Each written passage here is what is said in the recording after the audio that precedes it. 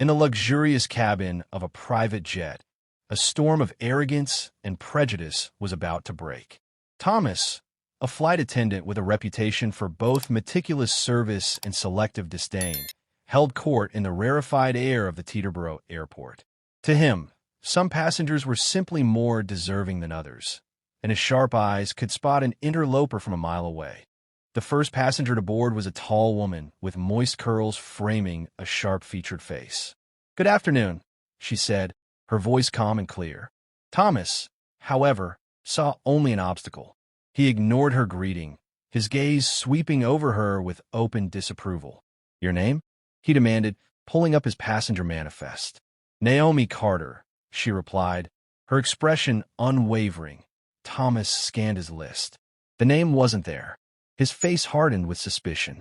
"Are you Mr. Blackwell's secretary?" "No, I work for no one," Naomi said, moving past him and into the cabin. Thomas blocked her path with his arm. "Ma'am, this is a private jet. You can't just board. You have to be authorized." Naomi's eyes met his without flinching. "I am authorized," she stated, her voice quiet but firm. Unsettled, Thomas checked his tablet again, his fingers flying across the screen. Still nothing. His confidence returned, laced with a sneer. "Listen, Ms. Carter, I don't know what mistake the ground crew made, but if you can't prove your presence here, I'll have to ask you to get off." Naomi simply placed her bag on an empty seat, pulled out her phone, and began typing. Thomas's patience snapped. "I'm talking to you, you stupid woman," he hissed, ignoring his outburst. Naomi replied without looking up. "I'm busy."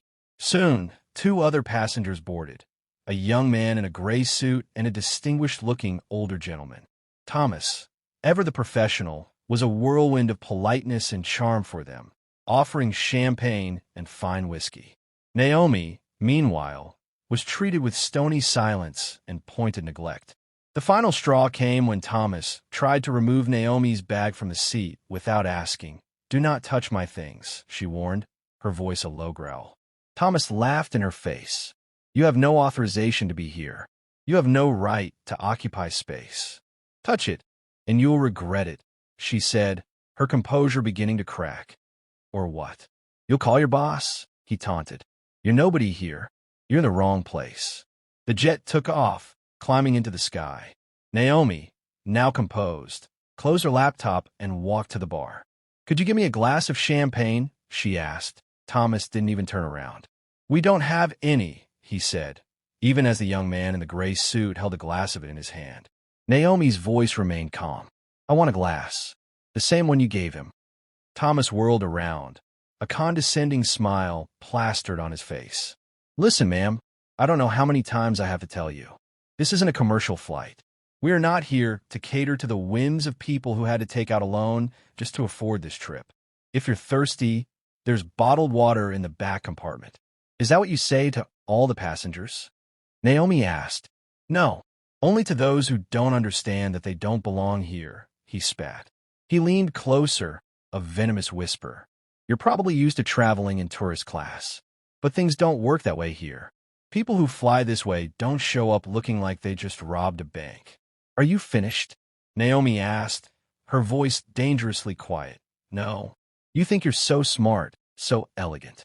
But at the end of the day, you're still just a nobody, a slave on a plane that doesn't belong to you." The air in the cabin grew thick with tension. The other passengers now looked on, clearly uncomfortable. "Repeat that," Naomi murmured.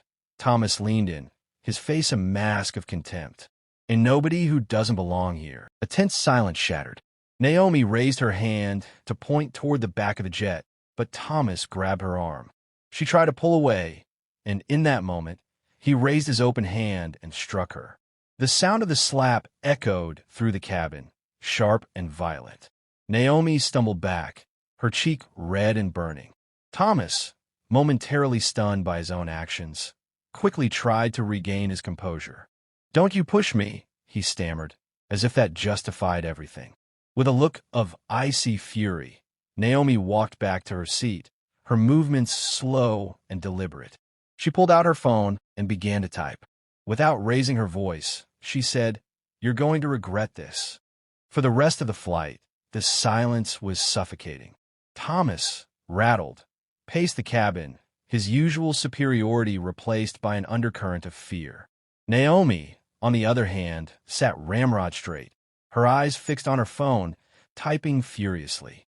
The red mark on her face was a silent testament to the violence that had just occurred. The jet landed at a private terminal in Miami. As the door opened, a sleek black SUV and two impeccably dressed airport employees stood waiting on the tarmac. Thomas frowned, confused. One of the employees, wearing an earpiece, stepped onto the jet. "Thomas Gillard?" he asked. "Yes, what's the problem?" Thomas replied, his bravado returning. "We've been asked to escort you," the man said, his voice flat. "By who?" Thomas demanded. The employee simply pointed toward Naomi. Thomas's head snapped toward her.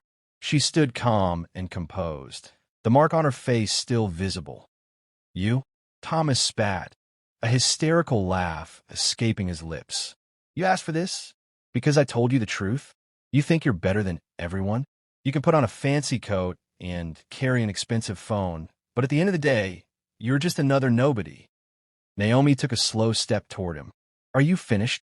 Get off the plane," she ordered, her voice low. "You're telling me to get off my own plane?" Thomas sneered, his anger boiling over. "No," Naomi said, gesturing toward the waiting SUV. They're waiting for you." Thomas turned to the employees, his face a mask of bewilderment. "Who does she think she is?" Naomi walked to the doorway of the jet, the warm Miami breeze ruffling her hair. She looked back at him one last time. "You're going to walk down those steps," she said, her voice as hard as steel. "And when your foot touches the tarmac, your life, as you know it, will be over." For the first time all day, a smile touched her lips. "Who the hell are you?" Thomas asked, a tremor in his voice. "I am the owner, Thomas," she said simply. "I have been for 6 months. The company that owns this plane and 22 others like it is mine.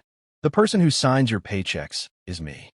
The arrogance drained from Thomas's face, replaced by a dawning horror. Naomi's words were a cold, sharp blade. "You were so blind with prejudice that you couldn't see past my skin. To you, I was just a nobody. But the truth is, I'm powerful. I am black, and I am a boss. And you will never, ever work in this industry again." The door closed behind her, leaving Thomas alone with his ruin. He stood there, holding a termination letter, his life shattered by a woman he had so arrogantly dismissed as a nobody. His arrogance had blinded him to the one truth that mattered. Never judge a person by how they look, for you might be speaking to the very person who holds your future in their hands.